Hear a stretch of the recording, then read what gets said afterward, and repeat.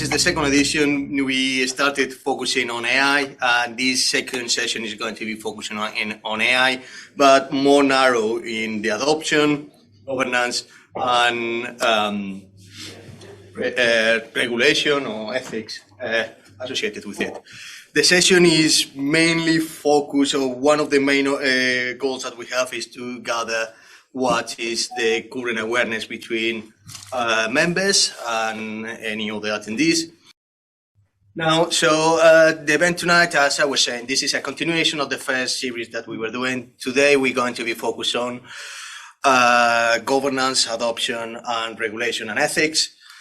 We have an expert in each of the individual fields. We have Paul Taylor, who will be talking us from governance. Gary, Lloyd will be talking about adoption, and Maria about regulation and ethics. I will be chairing the meeting. The idea is that first they will have some time to introduce themselves. Then we will move on to a little bit of the talking. We sent a survey a week ago, I think it was, and we gathered some of the results. So we're going to talk about them first, and then we have a little bit of commentary from each of the speakers. And I think we're going to expand a little bit further on regulations, where we feel that there is potentially less awareness of what we are. Hi, recognise a few faces from the last time actually. So I'm still Paul Taylor. I've done a number of these events for the BCS. I think it's about the 7th or 8th ones I've done. My day job is I work as a change manager, primarily in financial services, banks. I do have other lines of business. I mentor a number of individuals, and I'm a director and non-exec giving advice to various organisations. Thank you. I'm Gary Lloyd. Most of my career has been leading change in financial services, mostly banking and financial markets. For the last 14 years or so, I've also been on the steering committee for the Warwick Business School mentoring program, and I was co-chair of that program for the last couple of years. And that's what led me into developing an AI app for people, like a flight simulator for people to practice their coaching. And that's how I kind of accidentally stumbled into the AI arena. Hi, everybody. I don't work in finance services, and I also work in-house as well. I'm mostly a translator. I have a very mixed background. It's not just languages. It's law, MBA, and I also have a diploma in business analysis. I'm a fellow of information privacy by the IPP and a chartered IT professional at the BCS. I have worked for over 20 years in technology, in different organizations, different sectors, and also different sizes. And I'm here because I worked mostly in the regulatory side of things. I work more in the implementing side, but in this instance, I'm going to be looking into the massive noise of regulations that are across the world, and try not to overheat your heads too much, because it's been going on a lot. And I appreciate for the gentleman in the first row, is the first AI event of the year. I've been in a number of them. It's been going on. The regulation hasn't stopped. This is for people who are not interested in soap operas or football, switching to regulations. Every day we have something new, and the conversation is pretty much, you know, what happened yesterday in Brussels. So this is going to be my part today. Thank you. You may be sitting there thinking, how qualified are we to talk about AI? We can't even get a screen display to go. The survey is divided in 4 sections: governance, regulation and legal, business change, and how BCS could help you. Just going to move to the next slide, which is governance. And Paul, you can see also in the... Yeah, I can see that. So yeah, you won't be able to read that. Yeah. Okay. I can improvise. Okay. It works. Yes. Thank you. Okay. So before we dive into it, I think probably worthwhile having a few seconds on what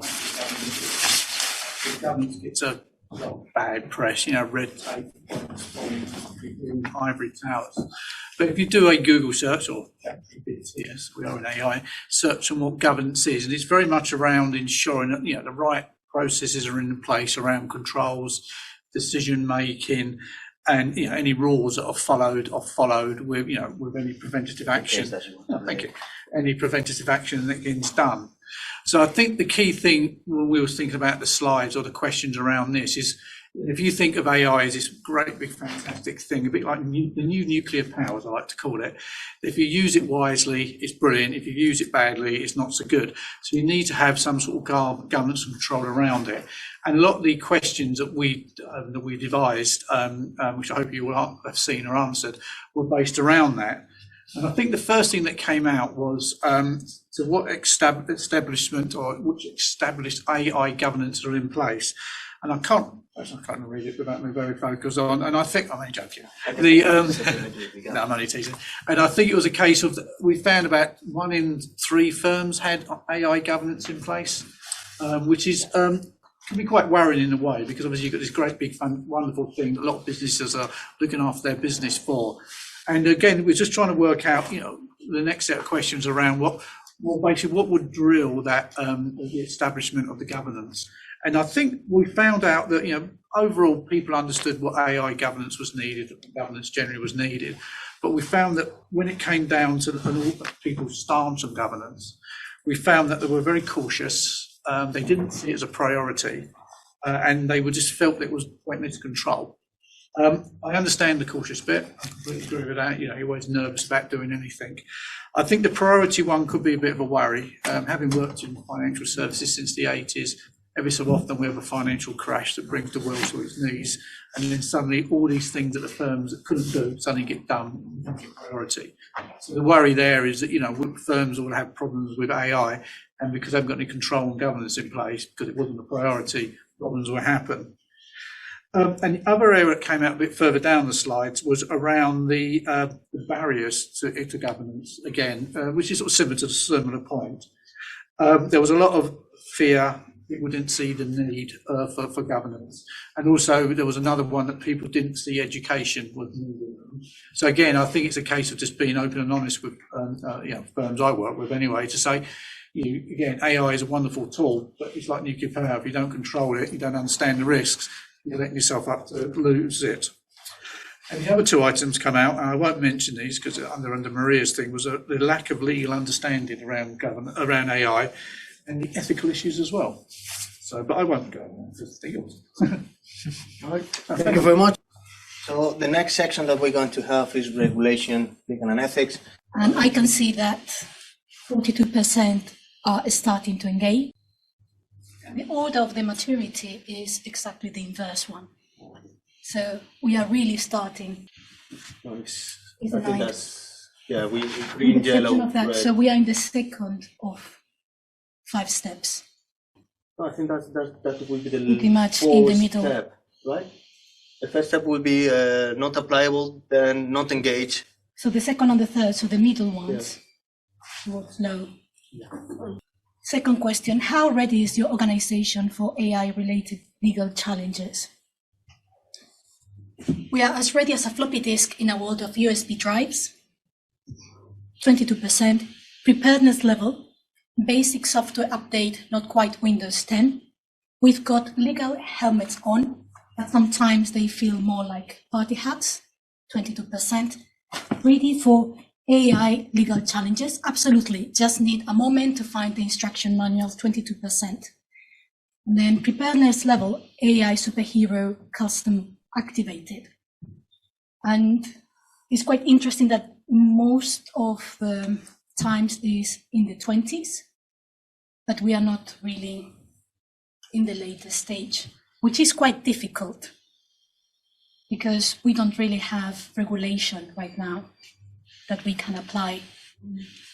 But it's quite interesting that we are more even than the previous question with regards to maturity.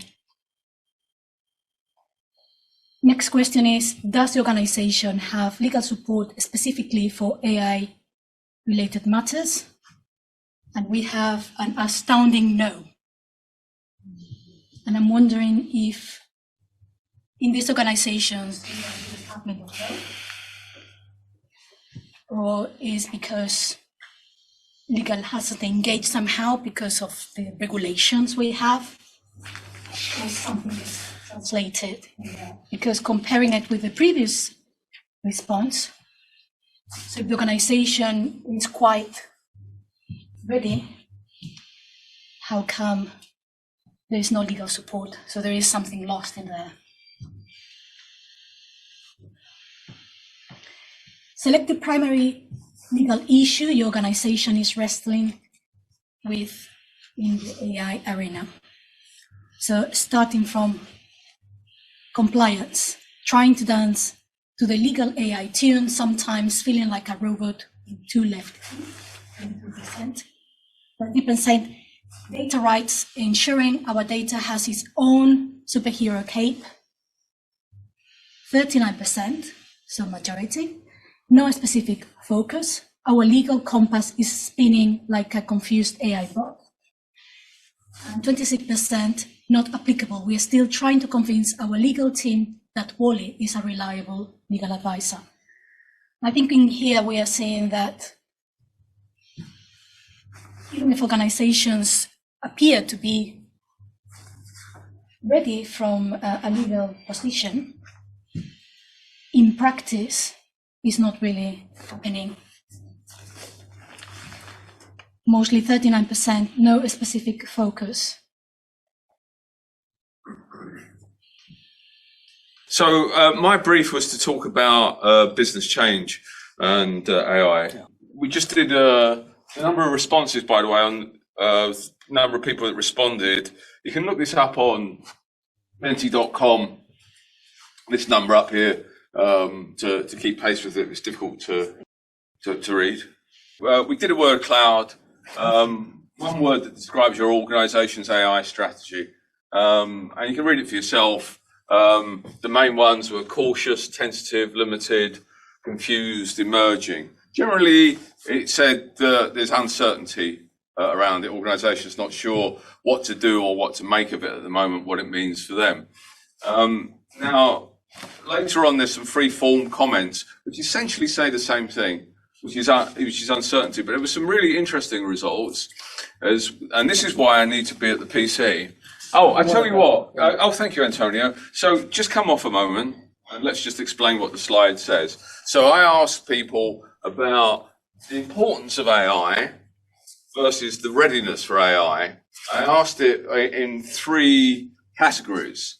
Your organization, and we defined your organization as being the organization that you're either employed in, or if you're a freelance consultant or you're in a small consultancy, the organizations you've worked in most over the last 6 months. So we've tried to go for the kind of medium upwards.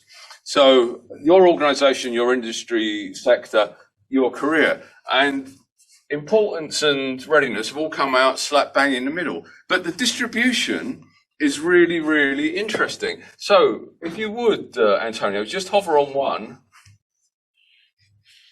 Now look at it. I'm not going to talk to this much because I'd like to get your opinion on it when we get to the Q&A.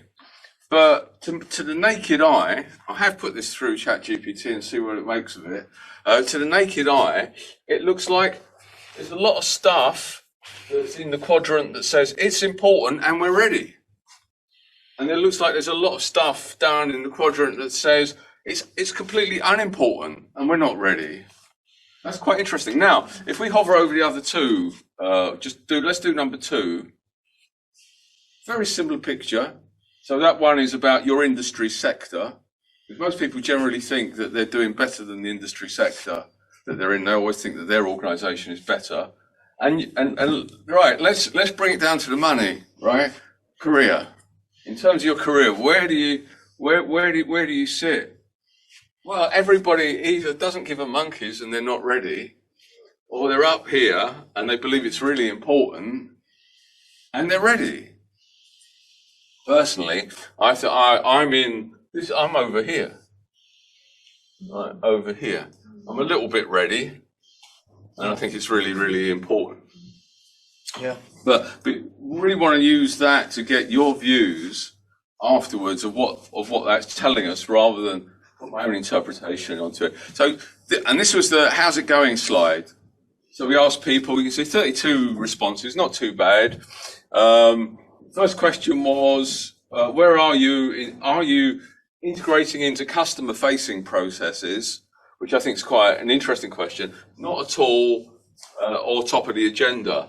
It's a pretty even distribution overall. Then we've got internal processes, more going on in internal processes than less going on in that. And the other thing which comes to my theme really, which is help the workforce develop AI skills. There's not exactly a rush towards it there. And I think that's important for a couple of reasons. So, how are we doing for time? I've got time for a couple of quick stories. Or I can do them afterwards. Maybe we can do them after. Well, I'm going to do them really quickly. Sorry. I want to tell you two stories. The first story is about ice harvesting.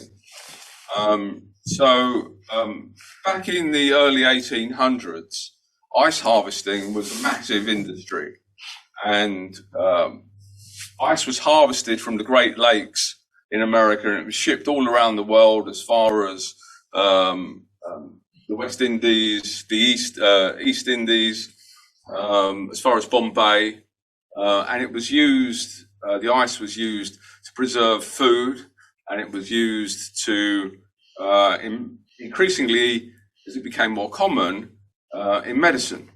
So a lot of Americans will still call the fridge the icebox, right? There's even a play called The Iceman Cometh, which was about ice. But as it became more and more critical, then people in the southern states of the US started to experiment with ice manufacture. And it was very crude at first. It wasn't, the ice that they were producing wasn't as good as the ice that came from the ice harvesters. But people started to create more and more manufacturing of ice. And what happened was the ice harvesters started to produce custom ice. And they started to automate the process of ice harvesting more and produce more and more beautiful ice. And at the time when the most ice manufacturing plants opened in the US, the ice harvesters had their biggest year ever. The ice harvesters carried on improving their processes. But of course, ice manufacture turned into refrigeration. And that was the end of ice harvesting. So the link to that with AI for me is that a lot of the things I read in talking about AI and its impact on the workforce is about either automating existing processes or augmenting existing processes. I don't hear as much as we should hear about rethinking processes, because AI, generative AI, machine learning, agents, it's a general purpose technology, as Paul said, like nuclear power or like electricity. And it allows people to fulfill customer needs in very different ways. And it's changing very, very quickly. So how do you do that? What do you need to do? Well, what I think you need to do is you don't make strategy in the boardroom. The people that know what's going on are probably people younger than me, dare I say, that are people that are in the workforce. So I think that what should be going on in organizations is that organizations should be preparing the soil for innovation, not doing top-down innovation, and creating an environment in which their people can experiment with AI to find new ways of fulfilling needs, not just trying to automate existing stuff. And I'll save the other story, which is about an absolutely amazing use of machine learning in Nigeria, as it turns out. But we can come back to that. That was really a good story. I'm glad that you went ahead.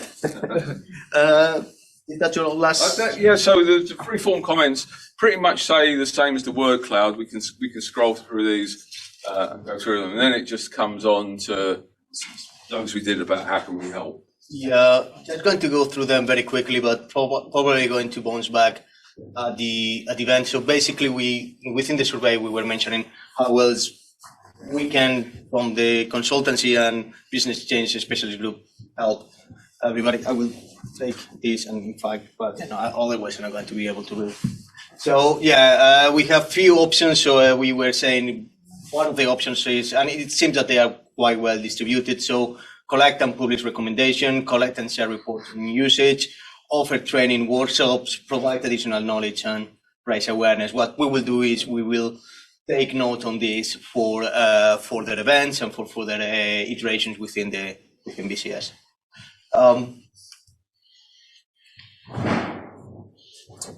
And then yes, which other ways we can help? We provide a few options to enter free text, so we will be reviewing and see if we can extend that. Maybe the next time that we will do another iteration about this, we will bring them also into within the main questions.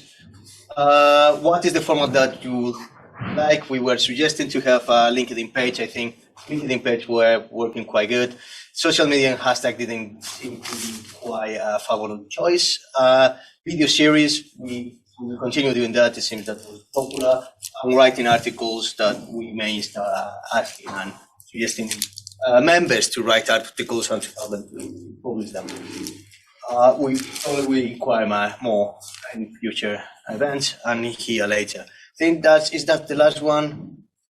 We have a few other options that we will review later, and we have the thank you from Timita. Now I'm just going to move back to regulation. We have another presentation that we're going to run. It's a small selection because there is a lot of noise with regards to regulations across the world. So I've done a selection of the ones that they could be more representative. I will start with the European Union, the AI Act. I've been following every day because this keeps on changing a lot. United Kingdom is going their own way, waiting and see. In China, because China has regulations for a number of years, and also United States, which is as fragmented and as sectorial as it gets. I'm going to be talking about global cooperation, how important is that, because we have this very different patchwork for regulations, how this is crucial for organizations to work. And then I'm going to be giving a bit of attention to the OECD principles. This is going to be the part of ethics, but there is a link, and finally some resources. Starting with the European Union, it's based on risk to human beings. The regulation started in 2018. At the time, GDPR was in force. And there are other regulations that they are also following with this theme, protecting the human.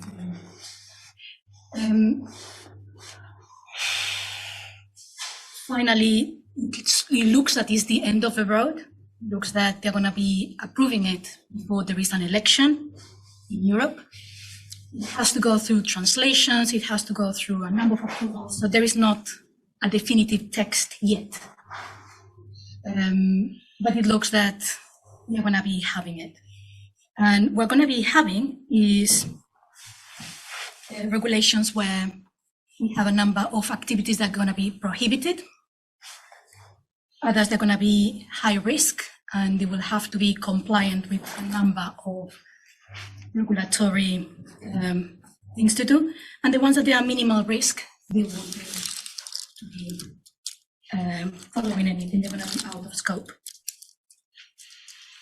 The prohibited activities, they're very much related to biometric identification, building facial recognition databases from internet or CCTV data, social scoring, biometric categorization based on sensitive characteristics, or exploiting vulnerabilities like age, disability, or economic status. something that is out of scope for the AI Act is national security. The national security doesn't have anything limited. Legal enforcement is a different thing. Then for high AI systems, the story of this is that it started as a product. So in many cases is product safety. So it started with some specific risks and specific sectors, and it has increased to this massive behemoth that you have in front. And this part of all these high-risk systems is biometrics again, critical infrastructures, any AI systems in employment, work and management, and self-employment. So this is going to be affecting a lot of organizations, law enforcement, and educational and vocational training. And what happens in this case? There is a need of ethical collection of training data, a fundamental rights impact assessment, adversarial testing, red teaming, and a complaints mechanism for people impacted by AI decisions. In contrast, we have the UK. The UK was trying to push a law last year, but it didn't go through. And what the government is doing now, before the election, so many things can happen afterwards, is pretty much waiting and see. They don't think that it's necessary to have any regulation right now. And we have the GDPR. And what the government has provided is 5 principles and asked all the different regulators in the UK to provide guidance, each of the regulators in their own sector. And the principles are safety, security, and robustness, appropriate transparency and explainability, fairness, accountability and governance, contestability, and redress. So this means that each one of these regulators, they're going to be opening consultations. The government is going to be opening more consultations, and it could be a bit listening with so many consultations. What is going to be happening, we don't know because we are in election year. But the idea that wanted to take the pro-innovation from the businesses to be competitive may be more difficult to implement in practice. Moving to China, that has a number of regulations already in place and is completely different from whatever we have in Europe and in the US. And there is the Data Element X, is a 3-year action plan from 2024 to 2026 from the National Data Bureau to empower digital economy and opening foreign businesses. It also giving more emphasis to the cross-border data. And generative AI is not that popular in China, but the other type of artificial intelligence definitely is, for the amount of data that exists, but it would be from a completely different point of view from Europe and the US. And going to the US, we have a déjà vu of UK because again, it's sector specific. There has been also a request on an executive order from Biden in October last year for each of the federal organizations to provide guidance in the sector. The US is quite famous for having this sectoral view and consumer view.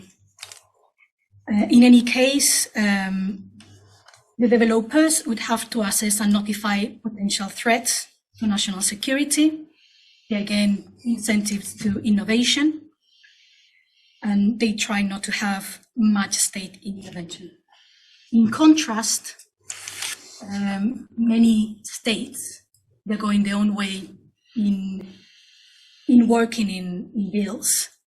And at state level, we have algorithmic discrimination and also for automated employment decision making. The issue with having it in different states is a US company, how they can even work when the different terms are going to be different depending on the state where they are. It gets very, very difficult. Hence, the importance of global cooperation, because otherwise we are not going to be able to work. We are in a global world. We want to work with the rest of the world, and we will have to reach an agreement on how to work with each other at the same time that we work with the regulations, that they have different principles. So a balance between innovation and regulation is going to be crucial. This is really the reason for the regulations, is to find the controls so there is no risk to individuals. And I said I was going to talk about the OECD principles. And they are quite important because whenever there is not regulation, there is not anything in place yet, because maybe there's no regulation. The OECD principles, they are aligned with the definition that there is in the AI Act, starting from there. The OECD is also, has a lot of countries that they are members, and this is UK, United States, the EU, and there are other countries that are also part of the OECD because they are part of the G20. So this could be more practical whenever there is a gap in regulation, because regulations can be changing, but the principles, they tend to be a very good way to go and to develop AI when it's values centered and human centered. And I'm going to be reading the values. Inclusive growth, sustainable development and well-being, human-centered values and fairness, transparency and explainability, robustness, security and safety, and accountability. And maybe some of these, they are familiar, or the principles that the government was sharing with the regulators to create guidance. And in the end, we could get into that. So it's another way to get to the same result without strong regulation. Thank you. Right, thank you very much. This is quite hard. So we have the three speakers, the three panelists. We have been discussing these three different topics. So I have two questions. I think they were replied. Who were the participants in the survey? And basically, there was an answer here that you will receive an email. So we have been sending email with the survey. We have few participants. I think you mentioned 30. I don't remember the exact number. Wasn't I can't remember, it was on the slide. It was 30 odd, yeah, something like that. The other question is, so it's a survey of BCS members. And, I mean, the survey was mainly shared between the Consultancy and Business Change Specialist Group, but we also share through social media, so anyone else that have answered could be inside. The survey was run for a couple of weeks, not too long, so maybe one idea would be to run the survey again for a longer period of time to see if we can have more answers. So that's the two things that I have in the chat. If anyone online, yes, I see that Asim Sika has a question for Paul. Just going to give, Asim, if you can turn your screen. And can you hear me? Yes. Oh, perfect. Yeah, I can see you guys. And so Paul, the question I had was in regards to when you say AI, obviously AI is quite big. What are you specifically referring to? Because personally, I work on the implementing AI, but more specifically Microsoft Copilot, which is more on the generative AI side. So when you're talking about AI, what are you referring to? Is it the whole thing? Is it more the previous kind of AI wave where we had ML and NLP and all those things being at the spotlight, or is it generative AI, or is it both? Well, it's probably a bit of everything. I guess it's particularly when I was talking earlier, I probably wasn't that clear. Hence your question. It's more around the machine learning and where you're using AI to make decisions almost on its own. I mean, not quite on its own. Yeah. So the worry there was around you're delegating machines to make critical decisions, and you haven't really got any control around them. I mean, again, still a story, not one of Gary's, but sort of leading on from Gary's story. A couple of years ago, I worked for an investment trader who then developed like a neural network for trading to try and work out when to trade certain instruments, what times of the day. And it worked well. They put hundreds and millions of trades through, and they came up with various rules. But when they sat down with their clients, and said, "Oh, we've got this fantastic tool," they asked the clients asked them, "How does it work?" And they said, "Well, it's a bit of a black box. We've tested with all this data, and it works really well." And so the client said, "Very happy, very good, but you're not using it on our money until you can prove there's controls around it." So I think it's a case of when it's just the point I'm trying to make there is it's around when decisions are made, especially if they are business critical or ultimately life critical. You know. Thank you. Anyone has a question in the room? Just going to go Kiki and then I will go.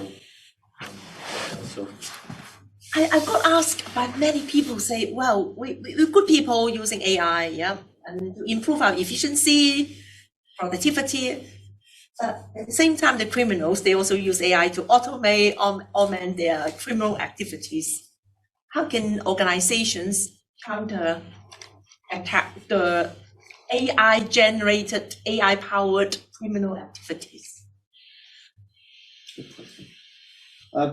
Just going to anyone wants I'm to trying take to think of an answer actually. So. Yeah, it's really, I said to them, I said, I don't have an answer. Maybe I'll ask some experts. The only criminality, and I mean single quotes there, is I worked at University, and one of the big things US. is the OS is actually people using ChatGPT to online assessments, online exams, and what have you. And there's a lot of research in the OU saying how they can spot it. In the same way, many years ago, it was plagiarism, and the other one was you're getting your tutor to do the answers. And they go around in circles, and there isn't really a clear answer on it from that point of view. And the OU's view on it at the moment internally is, well, if you cheat, you cheat. The only person you're fooling is yourself. But going back to your question, general criminality, you almost need AI bots or engines to try and counteract the criminal AI bots engines, and it ends up phishing, Trojan. Yeah, in the same way you got, we do a lot of phishing coming in. I work at banks, and every so often we get actually a warning where I work at the moment saying there's they compromised one of the client service emails, client services at whereiwork.com, and they were sending emails out to clients trying to get their account details. So they had to sort of like counteract that and everything. And it only got caught when one of the clients rang them up to say, "I've already changed my username, my password 2 days ago. Why have I got to change it again?" And said, "Well, we never asked you to." And they did a bit of investigation and found out that somebody stole the infiltrated email address.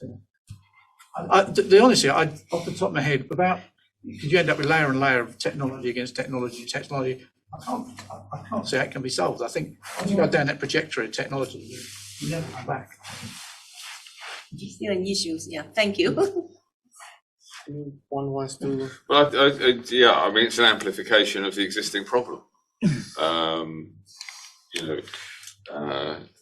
Hacking as it is at the moment, it just makes it sophisticated.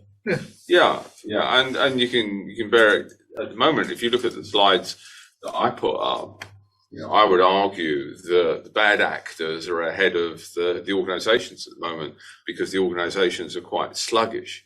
If they don't start playing around with the technology, by the time they get around to doing so, the bad actors will already be inside and they won't know about it.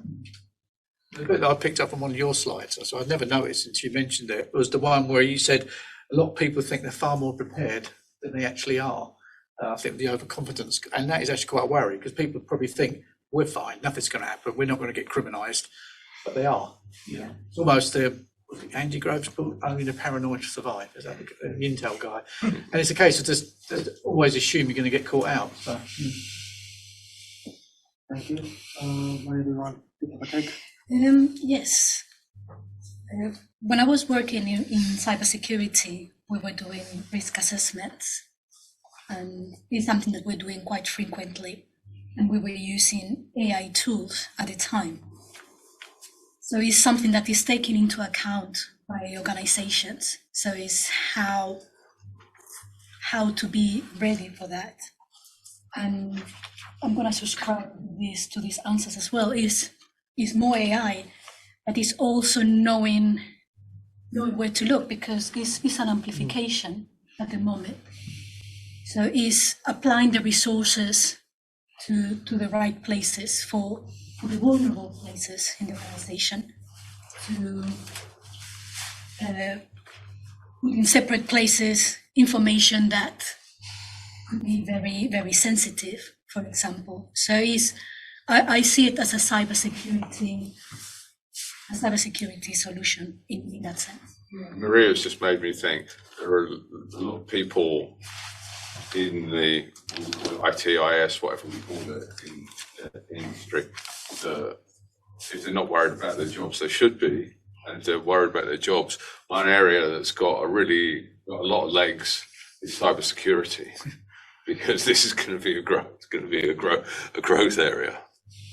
I'm going to bounce it to you one more time. You have been discussing regulations. Some of the US and UK were not that concerned. China has the concern mainly about social engineering, right? And the EU has a lot of concern about everything. It's because they see they want to protect people. It's from a human rights perspective. More than protecting businesses, protecting. I think it's the emphasis, and it's the same thing with the GDPR. I've heard many times, I cannot do this because of the GDPR. The GDPR states quite clear, and even the predecessor directive of 1995. This is to help businesses at the same time that there is a protection of personal data. Right. And it keeps on being the same thing. It's this balance that sometimes he may look that he loses the balance. Right, because what I'm hearing from all the panel is that there is these opportunities for malactors to use AI to exploit businesses. If businesses don't even recognize that bad actors can exploit that vulnerabilities, they are not going to be prepared. So, yeah, if the EU, for example, have done already some groundwork on areas of potential vulnerability, like identity theft and things like that. Most of them, they are cybersecurity, but probably we have other things. And I think you mentioned before, in events, in PI, IP, yes. Intellectual property could be really affected. So I just wanted to bounce it. I'm just going to give if anyone wants to have a couple of flash words before I move to the next question. Yeah, I mean, that was quite interesting. I found your very interesting, actually. I mean, it's very interesting. I find with a lot of legals, I wonder, obviously the US and the UK, it seems reasonably light touch. I wonder if that's more due to the political situation there, because, US elections in November, I can't remember, November, and it could be, I haven't read the news, but there could be a UK election any time now. I mean, the Tory government are in turmoil at the moment. So you're almost wondering, they're so worried about, Biden's so worried about getting voted in, and the Tories are so worried about trying to stay in, they were probably just sidelining some of these issues until it becomes too late. And the other key thing about legals, you need to have teeth. It needs to work. And I previously read a book, it was such a good book, I can't remember the name of it or the author, but I'll let you know, Antonio. And it was talking about dishonesty. And they said there's 3 motivations for dishonesty. The first one is, what's the benefit of being dishonest? The second one, what's the chance of being caught? And the third variable is, if you do get caught, what's the chances of, how serious is the penalty? And a good example is the fair play rule in football at the moment. Everybody ignored it until Everton got fined. Now everybody's terrified because they're worried they will get caught and they will get fined. And so the idea of these legislation is to make sure that there is a good chance that bad actors will be found and that the penalties are very severe. Can I share a perspective? I'm from Amsterdam, so I have a generative AI consultancy. We have an office in Amsterdam and London. And actually what I see is that in the AI community, people here are much more chilled because there's less regulation. And in Amsterdam and Europe, people are like, oh, we can't do everything. On clients, it's the exact opposite. So now clients, especially bigger companies and enterprises and corporates in Europe, are super confident. Now they know this is what we can do. So I say like, okay, recruitment is a yellow one, dangerous, but the rest is already green. Whereas here you see that corporates are sort of, we don't know what regulation might come, so they get more hesitant. So I think there's also really an interesting case to make that the clarity in the EU is actually really nice for our clients, because they know, okay, great, there's green light and we can go ahead. And this sort of uncertainty here brings uncertainty in our advices as well, because you say, well, now there is no legislation, but there might come in December or in May. I feel that the regulation in Europe could actually give a false sense of security, that firms thinking we're following all the regulation, therefore we're clean or clear, but the regulation may not be fit for purpose. I think that might be the case. I think the confidence in Europe is that it's quite tight and that the rest of the world will follow that, but it won't get tighter. But it could be, yes. I was curious, really. Yeah. Then there's definitely the false sense of self-security, because I think we think it's good. Yeah. Interesting. Sorry. I was going to move to the gentleman in blue, and then we have another one online. So yeah. Thank you very much. I've been listening to the panelists, and I worked on UKPA's passport with Siemens 24 years ago. Now, amazing that the panelists bring out a position and say AI. We've been using AI for a long while. Neural networks have been available in United Kingdom a long time ago. The only challenge is that we're just getting an artificial intelligence. Generative AI is what has opened up the door. But as you know, quantum computing is actually the real area where everybody has been working on over the years, trying to see how we can merge those two sides together. But I want to put to the panelists, I said, if you go to the airport today, you look at the computer vision, the gates open. Your algorithms have been working. I worked on that 24 years ago. So it works today, and that's what it is. But the comments about processes and improvement of processes, I think we as technologists should be forward thinking in how we advise government. I think it's becoming very clear. I've been in the business 32 years now. Now, when I remember back during New Labour, when we started in 1997, and where we are today with artificial intelligence, everybody expected us to be much further, but it hasn't happened. And one of the reasons why it happened is the use cases. What use cases are we actually delivering? And those use cases today, if you look at it, navigating AI, which is a fantastic term, is that we still haven't got those use cases to advise management.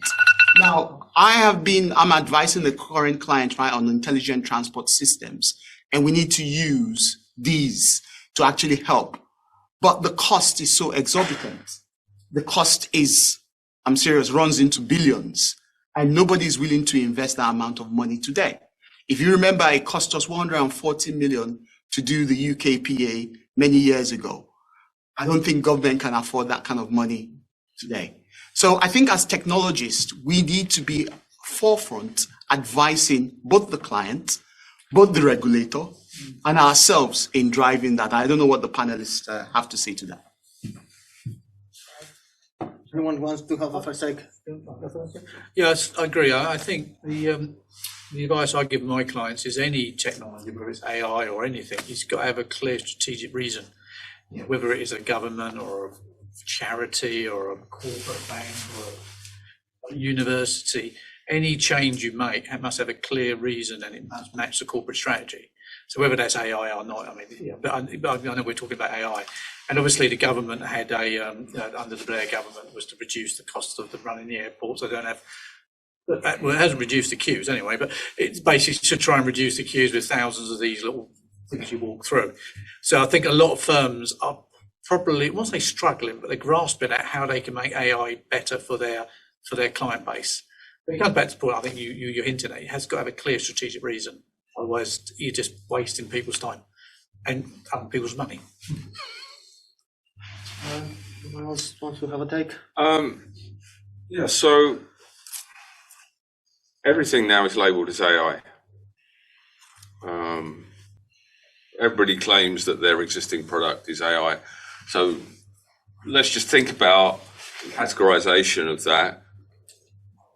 Of all the stuff that gets labeled as AI, there's what rules-based automation, which we've been doing for a very long time. Lots of rules-based stuff. Then we had big data. So that's statistical analysis of big data, but again, very clear rules, building on clear rules. And then generative AI then there's machine learning. And I think in terms of machine learning, 2016 is a watershed, because that's when AlphaGo beat Lee Sedol. I think it was 3-1, 4-1.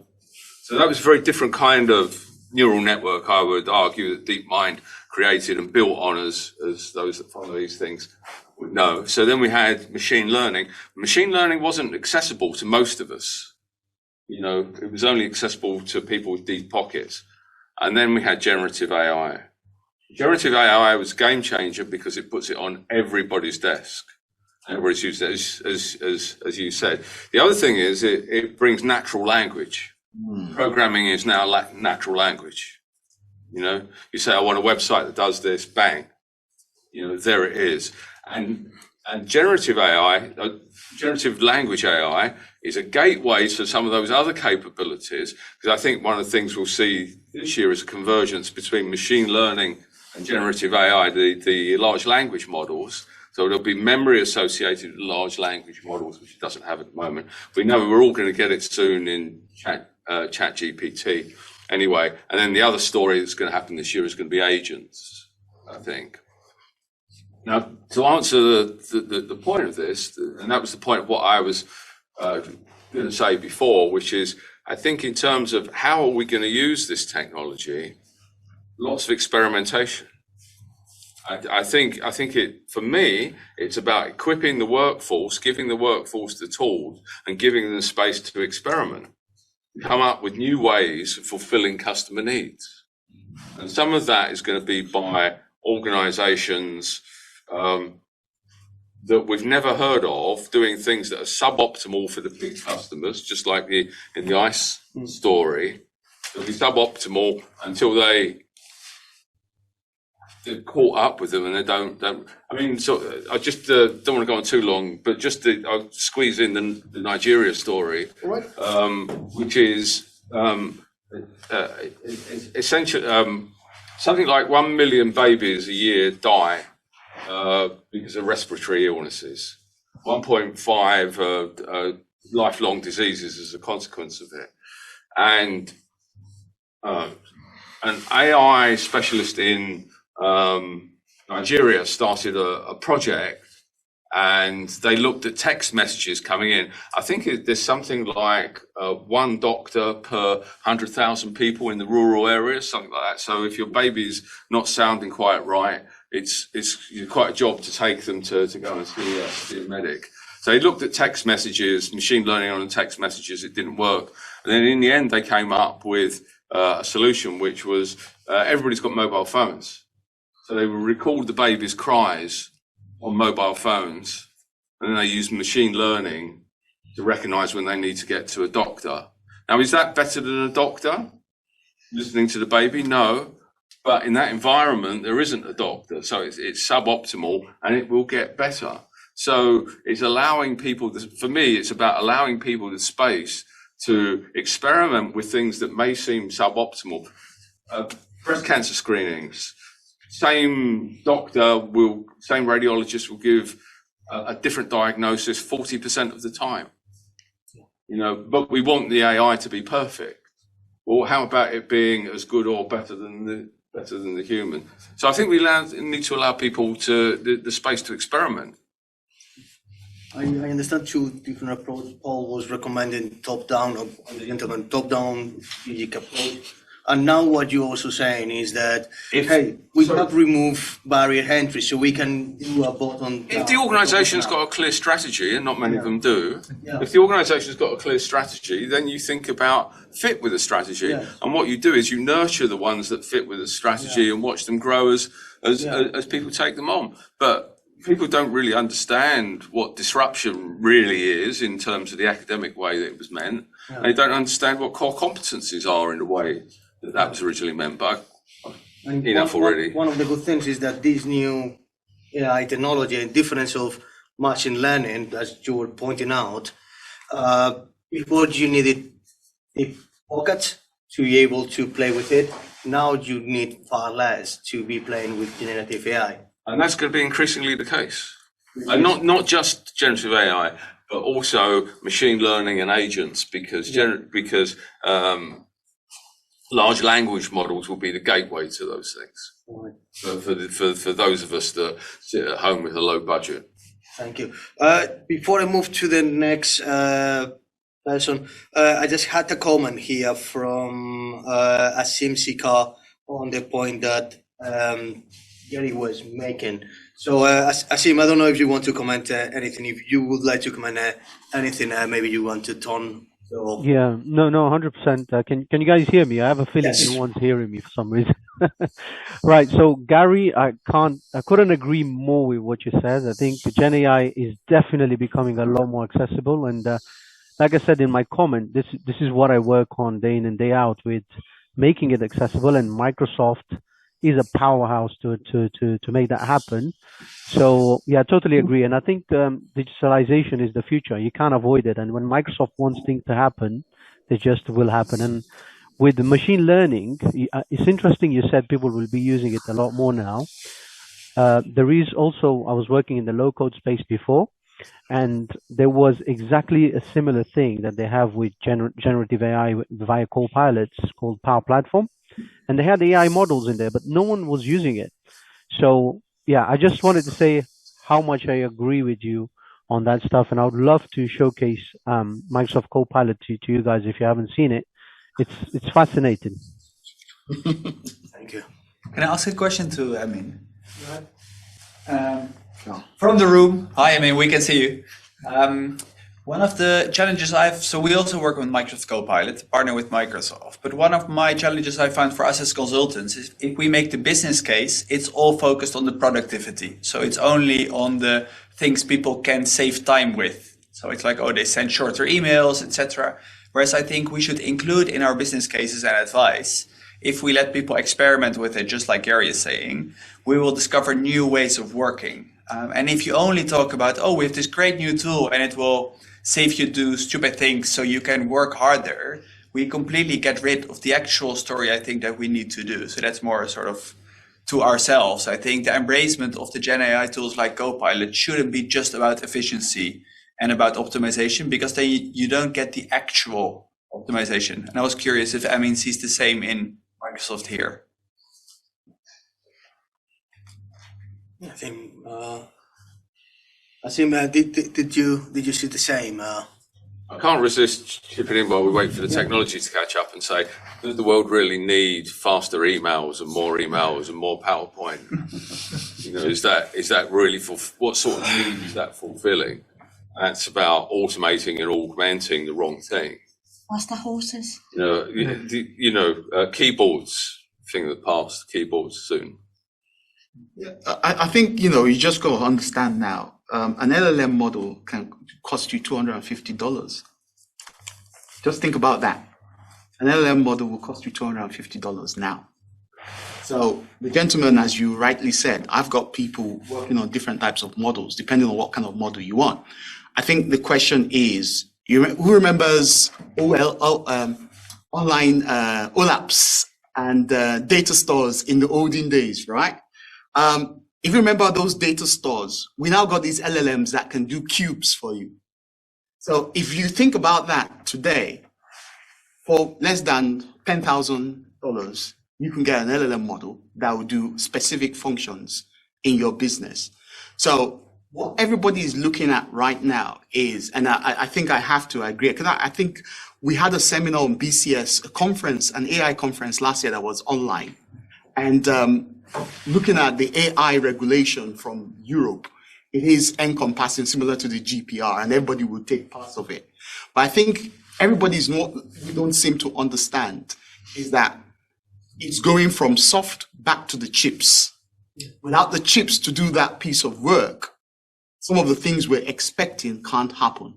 So instructions are becoming crucial back into our hardware design than our software design.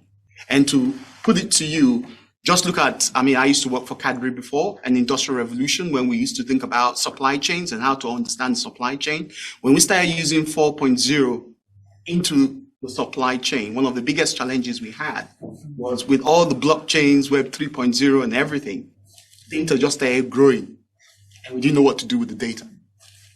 And that in itself is why I asked about the use cases, and as technologists, how we need to be specific with the use cases so that we can adequately inform. As you know, we don't have access to the board. We never seem to have access to the board. Even with the CIO, it is always, as you said, it'll say, pass it through the CFO or a resource manager to help resource. And it's because we don't have that access, we can't tell the right story. That's a good point, actually. You mentioned automation for technology, but technology should be used to do it quicker, cheaper, faster. And even the passport office thing that you were doing was just to do it quicker. Yes. But the point is, I even wrote down here, board education. So you almost need to go up to the board and say, it doesn't have to be AI, it can be anything you're on board in, to say, this has lots of different bells and whistles, you can do all of this stuff. It almost need like board training days or senior management awareness days to say, this stuff is all brand new. You're only using a tiny bit of it. You can actually use all of this, But you're right. If you can't get invited to the board meeting, you're going through the CIO or a finance manager or change manager, you will struggle. As much as I usually agree with Paul, Yeah. I'm gonna say something Yeah. different.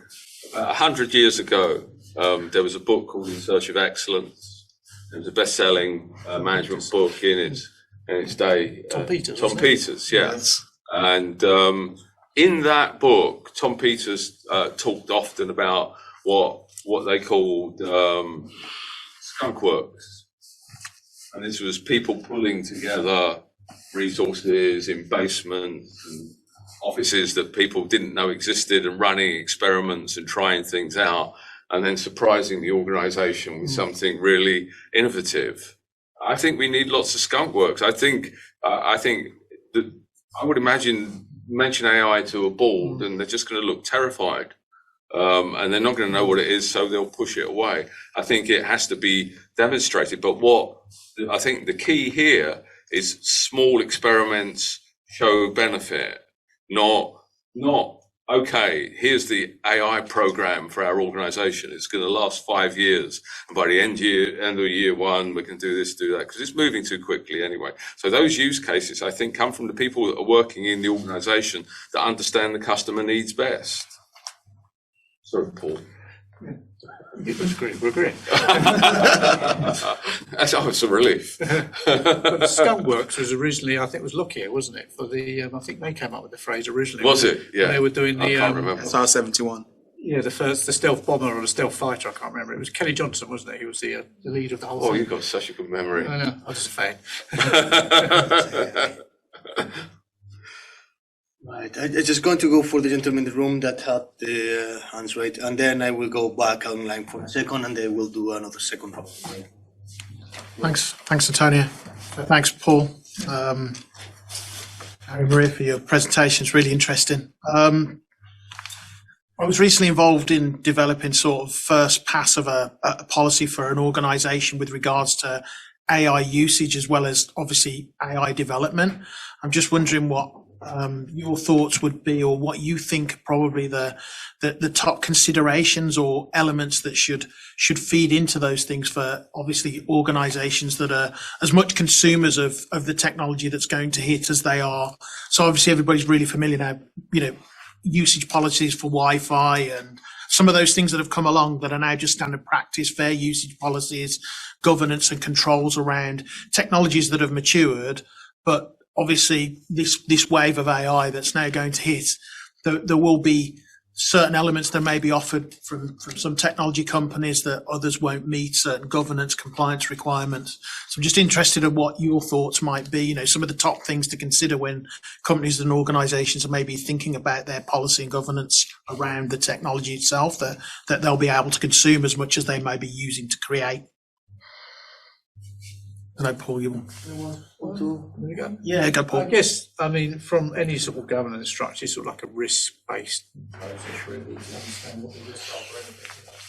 Health and safety, HR policy, disciplinary, it's all risk-based and stuff like that.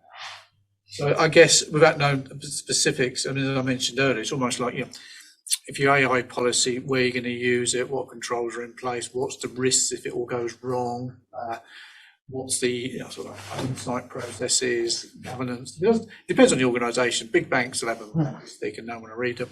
Sometimes these things, less is more, really. Less is more, no more than 5 pages, you know. I always start from a risk point of view. So, the way I would go is depending on organisation. So, which is the product of the organisation? Which is the risk? We have the case of the people who were working and they put some code in ChatGPT. So a sort of risk-based approach, but taking into account the systems, the people that you have in the organization who would be using artificial intelligence. Is it developers? Is it everybody? Is third parties? Is it in-house? Because one thing is using Copilot, having the license from Microsoft, or using Gemini outside, to give two extreme examples. And I would keep it quite high level. And I would be looking within the risks, which is the worst one. Is it intellectual property? Coding, for example, that can be lost if we are using a third party. Is it the risk of personal data, for example? Are we using it to draft letters that could have sensitive information? So it's gathering the use cases, the most likely use cases, and then putting in high level, which is the high risk. And maybe I would use less than 5 pages. The higher level, the better. And then depending on how large organization is, different departments, they could delve deeper into it. They could develop it more. So maybe you could have like a main one for the organization, and then the usage of artificial intelligence is going to be different in HR than in product, for example. So they may be adding their own use cases and looking into the risks deeper than yourself, unless the organization is smaller and you're able to talk to everybody. Thank you. I was going to go now for the room. I saw a question from Peter Coy. I think, Peter, you have your mic on. I don't know if you can turn on your camera, if you can. Yeah. Hello. Actually, my question can be a long story. Yeah, because I used to be with BCS Hong Kong section. So given my unique position, it is maybe right for me to ask this question. Because as I observed, AI development basically carries different values and different meanings to different countries. And say, for example, in the United States, they're really driving this thing, and they have an objective trying to move things forward to technology development and advancement.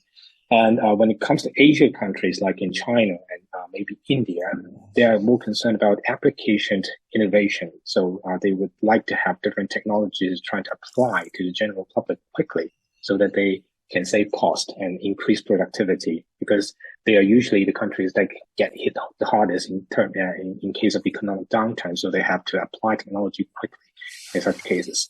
Well, in the United Kingdom and Europe, the concern goes to like ethics and compliance and these kind of things. So different countries will have different objectives facing technology advancement. And my question is, because it was mentioned that we should have international collaboration. What are we looking for, and what do we hope to achieve if different countries are allowed to sit together, like in the AI summit that was held in Milton Keynes months ago? Different countries are willing to come to the United Kingdom to discuss this kind of things. So, but the thing is, this is like an initial brainstorm session. But if they are to talk further or deeper, what are we looking for, and what can they really achieve? Because it is not like the net zero or ESG topic that it can be used as a political bargaining chip or like a currency politically to trade because of the moral high ground. AI is more like a potential weapon for different countries. So if they are to talk, they're allowed to talk and collaborate. What are we looking for there? Thank you.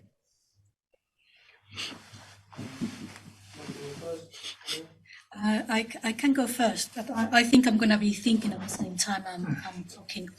I think it's safety in every sense of the word, product safety, because we don't really know what it can happen as well. So there are parts that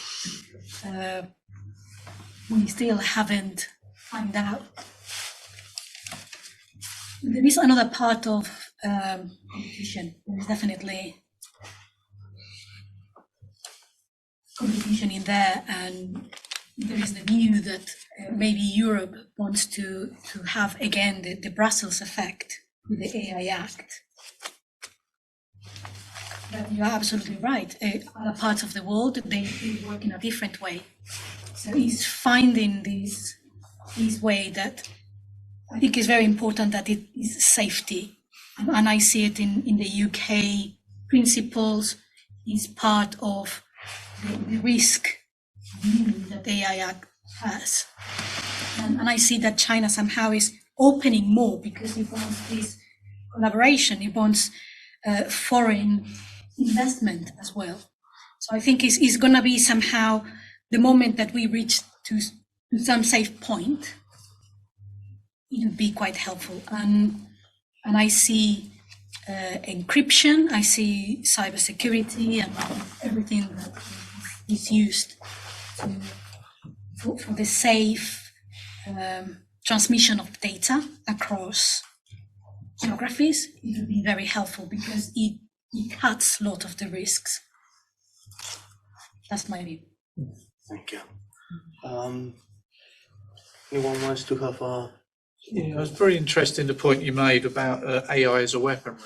Really, it is a lot of regulation, and very old and very sceptical. A lot of regulations, often around protectionism as well.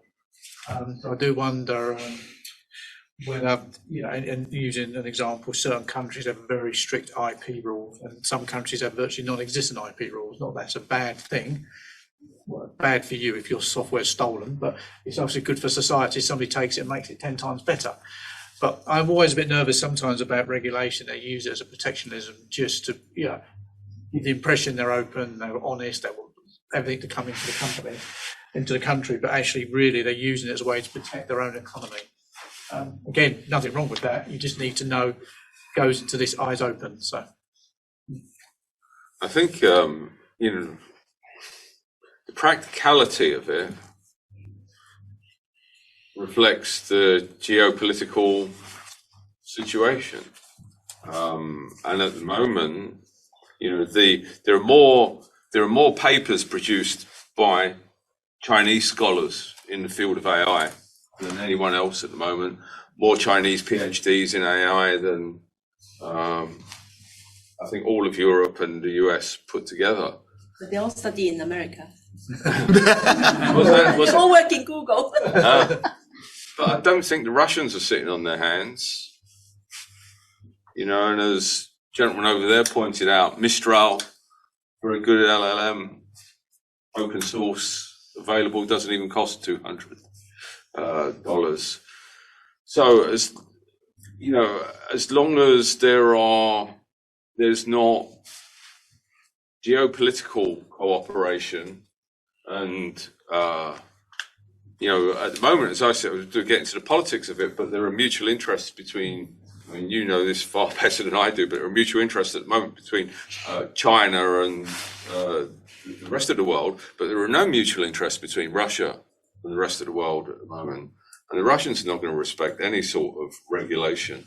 It's only by getting some sort of mutual dependence at geopolitical level that you use the nuclear example, Paul. It's exactly the same thing. Of course it can be weaponized. I'd like to submit, though, in the academic world, there is still cooperation. A lot of the stuff that's coming out is actually coming out from the universities. An amazing amount of cooperation. But at the moment, in the world political, geopolitical, military situation, there are some people at the moment who are clearly outsiders. I was in a session somewhere in the city where I met quite a few people from this geopolitical world, and they smiled. Look, what's been brought out is already the military application of it has already been sorted. I mean, let's be honest here. Some of the things we're getting, they already have the military, the military complex already got the best of it. They're just giving us the dregs. We're getting the dregs here in terms of some of the solutions that we're talking about. And we knew about this. But I think what is very clear is that we do need this global cooperation. I was, for the past 10 years, was working in Nigeria on digital identity and the use of AI. And in that 10 years we had UN, we had the ICAO, we had quite a number of bodies working to come up with a communique about what is essential. Of course, each country would have its security profile and its own use of AI, especially my gentleman friend from Hong Kong will tell you the Chinese have their view. But commercially, I think everybody knows competition is the crucial driver. Europe has always been on the safe side. There's always been, it has been. And since United Kingdom, I mean, I'm working for a client currently right now where we are looking at introducing intelligent transport systems. And one of the key things that's coming out is the Equality Act. It keeps ringing. Everywhere we go, they keep on telling us, think about the Equality Act 2010. So I have to look about community of users across a wide range. These communities of users, the old, young, the infirm, the disabled, how as these tools, how are they going to use them? And for each community of user, I've got to have a snapshot of risk assessment, how my tool will benefit that. So those are the kind of things that's happening in the space. And I think, why UK has not actually gone for the gung-ho that Europe has gone for is we still don't know what's going to come out of the genie bottle. And I think that's one of the things from contributing back to the gentleman who asked the question. Thank you so much, everyone. This gentleman here has had his hand up for ages. He's far too polite. Hello, I'm Sachin. I'm an undergraduate from University of Westminster. I would like to know from the panelists what are the key skills and knowledge areas that students should focus in the AI-driven job market. It's related. Critical thinking, reasoning, more philosophy, less computer science, the ability to ask very good questions, construct trains of thought, logic, how to be creative, do art classes, get anything creative, I think, because the gateway is natural language now. The programming language is natural language. So those kind of really technical, mechanistic skills, It's moving towards. It was quite interesting. Somebody once said, you know, who's good at asking. People have been forecasting the death of middle managers for a long time. They said, you know, who's really good at asking questions? Middle managers. Maybe they've got. Maybe they'll be reborn as people that know how to use AI. It's how to get the best out of these tools. People that are curious, being curious is an absolute going to be a key skill, because the ground is moving under our feet, and let's make no mistake, we're in the foothills. We're not at the summit of this stuff. So keeping up is going to be crucial. Did that give you enough time to think thanks, about it? I wrote down creative. But I agree with the creativity, that's perfect. I think also you need good communication skills, really, because, you know, some of these concepts are complicated. And if you try and explain it to a board or a senior member or somebody else or anyone, you've got to be able to explain it using the metaphors, good interpersonal skills. I mean, these are just generic skills, but they go. I think also one of the skills I always found in technology is sort of a bit of pragmatism. You know, how can you get it work if you're building a pilot study or feasibility and that sort of stuff. The ability to take somebody on the journey when you're doing stuff, as well as all 1,001 technical skills. Thank you. And if I could add, and I don't know if it was in your list, Gary, because it was long. Can't remember my list. In case, because there were one of the things I have heard that AI is not going to be getting rid of lawyers, but it's going to be getting rid of the lawyers who don't use AI. So knowing how to use it. And the second one is flexibility and adaptability, because we don't know what's going to happen. So it's to be prepared and have the ability to learn. It's things like that. Yeah, I mean, to build on what Maria's saying, you know, tolerance of ambiguity, not fearing failure, accepting that the world and the technology is going to be constantly changing for a long time. And so the mindset that says, okay, I had an example of this the other day. I had something that I programmed using the API, the GPT-4 API. I upgraded to GPT-4 Turbo. I thought it just went faster, and none of my prompts worked anymore. You know, and they've been working for ages. So, you know, you get an upgrade of a model. Sometimes they don't even tell you that the model's been upgraded. So, you know, but what we have to go is go, okay, that's an opportunity. You know, how do we deal with that? I just want to mention, we are over 20:04. So we're going to have time for one or two more questions quite quickly, because this will be closing soon. I was in hand order. You've talked about one of the things I was going to ask, so I'll ask a slightly more practical question in terms of implementation. Whenever I've implemented a system, I've tested the instructions against expected outcomes. So how do you test an AI system, and how do you audit the AI system? So when the auditors come into an enterprise and there's, well, it's all in the AI system, how do they get at that? And how do they prove it? And will company law have to change to accommodate that? It's going to give a couple of minutes to think. Does anyone else in the room will have the side of the last question?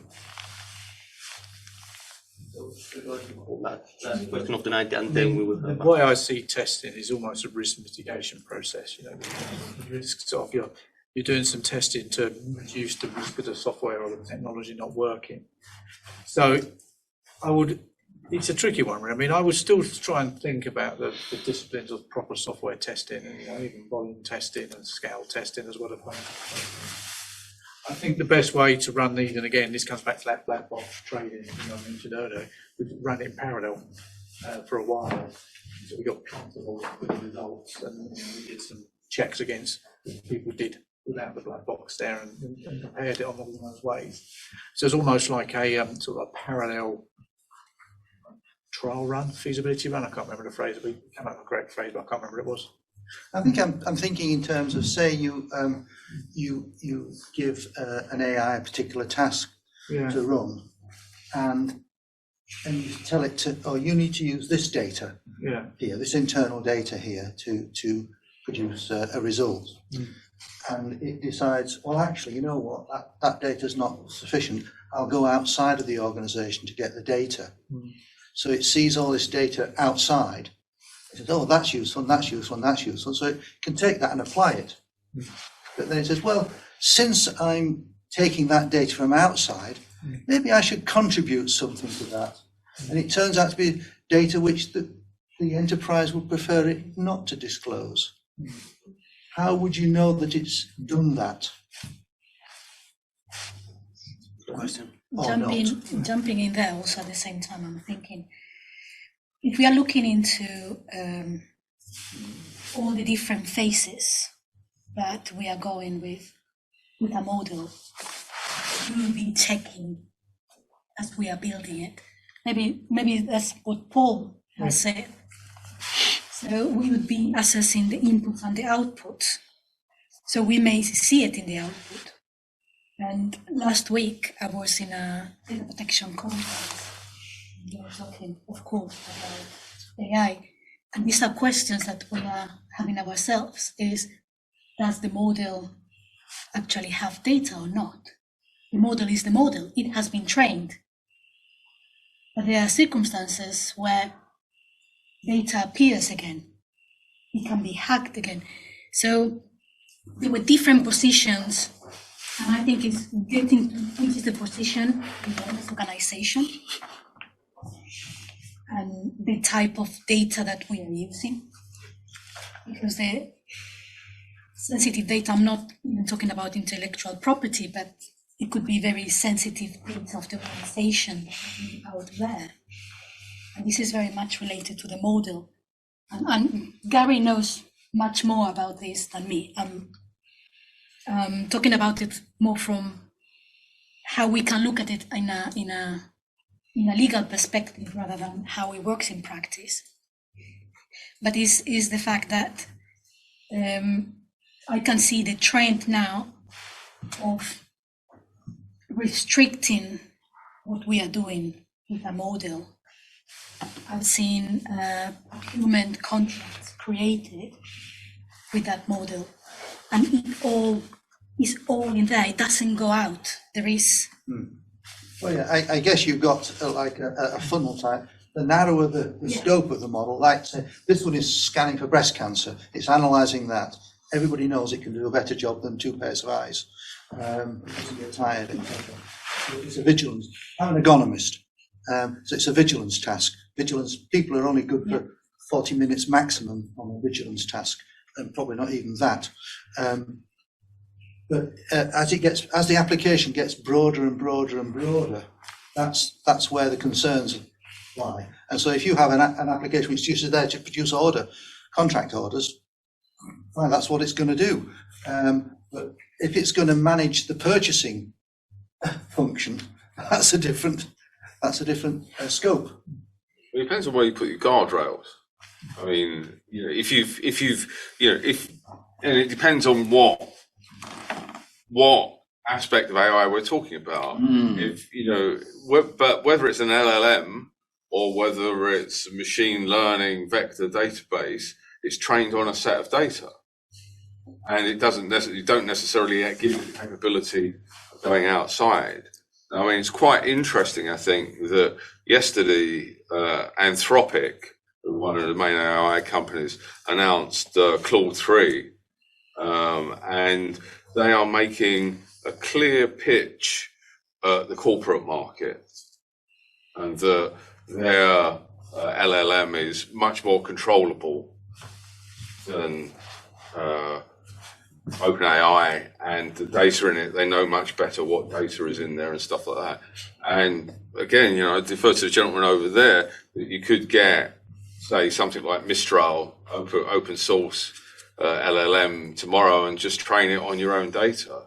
You don't have to open it up to the world's data. You run it on your mobile phone, because once the training's been done, it's all just there in your hand. Do you want to come in? Yeah, I wanted to. I think you're very spot on, Gary. Exactly what it is. you remember the old statistics days where you have your A and B testing. The rules still apply even with ML and LLM today. Whatever data your training have, it's never going to be accurate the very first time you run it. So you've got to have another data to test that. And I think the legal aspect of this is very crucial, that you're not interfering with your data with things you don't need with it. And therefore, there's a lot of expense of cleansing that data that we don't talk about. It's not machines that do that. It's human beings going with a line by line. Now, why do I know that? Unfortunately for me, my son also does data for Deloitte. And I've saw him, the new Deloitte system that they rolled out. Someone at the back is going line by line, checking the data on it to ensure that that data, every day someone adds a natural language to it, it adds more to it, and it gets fatter and fatter. You got to get leaner. And that means you've got developers working and engineers working with it, checking the code, checking the verbiage of the language to ensure it doesn't become verbose and add things that it's supposed to do. I think Gary is very right in the sense of guardrails when we go for it. I was, just picking up on something you said there that triggered in my mind, which is that one of the fashions we're going to see over the next 12 months are going to be much smaller models.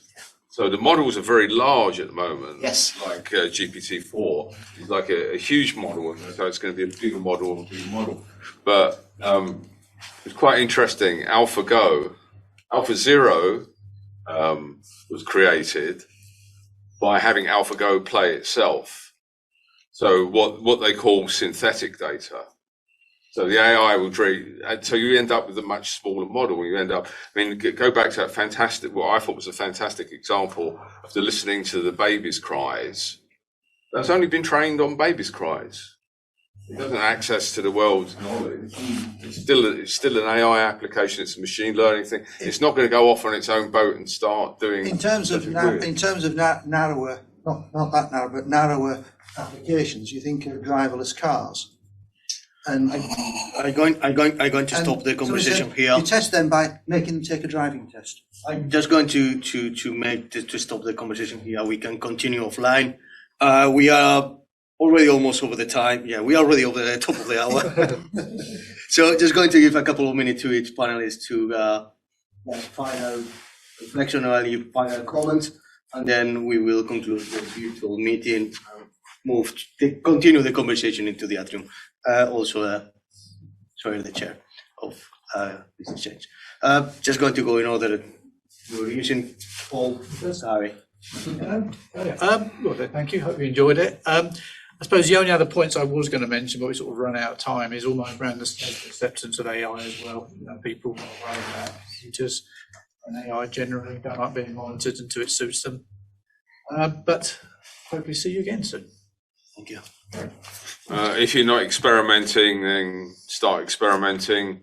If you are experimenting, then encourage your organisation to give you the space to experiment. Thank you. From the regulatory point of view, a lot of stuff is going on. So if you have some insomnia, please look into regulations. They just come up every day. Thank you very much.